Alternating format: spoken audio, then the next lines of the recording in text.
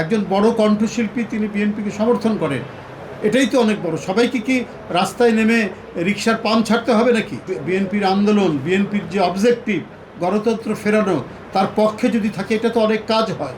সংগঠন করার যাদের দক্ষতা এবং যাদের মেধা, মননশীলতা সব মিলিয়েই একজন প্রার্থী বিবেচিত হবে বলে আমি বিশ্বাস করি। আর্নল্ড শোয়েজনিগার আপনি দেখেছেন যে উনি আর কয়দিন রাজনীতি করেছেন, কিন্তু তিনি রিপাবলিকান পার্টির নমিনেশন পেয়েছেন, পেয়ে তিনি ক্যালিফোর্নিয়ার গভর্নর হয়েছে।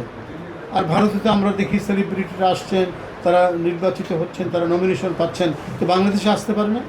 তিনি সেলিব্রিটি হয়েছেন তো একদিনে না, তাকে অনেক খড় কাঠ পুড়িয়ে আসতে হয়েছে। তার সাথে মিসবিহেভ করবে কেন? এটি দলের যারা সত্যিকারের নিবেদিত প্রাণ এবং সুরুচি সম্পন্ন কোনো মহিলা, তারা এই কাজ করতে পারে না।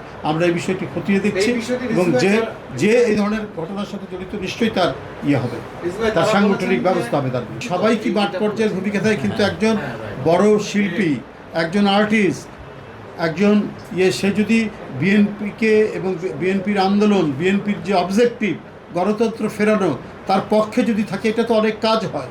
অধ্যাপক এমাজউদ্দিন স্যার কি তিনি রাস্তায় দাঁড়িয়ে মিছিল করতেন? তা তো করতেন না, কিন্তু উনি বিএনপিকে সমর্থন করতেন, এটা দেশবাসী জানে।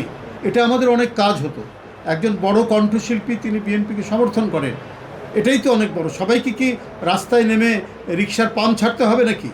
যে একজন পার্টি অফিসে একজন সম্মানিত শিল্পী আসবে, তার সাথে এরকম ব্যবহার করবে?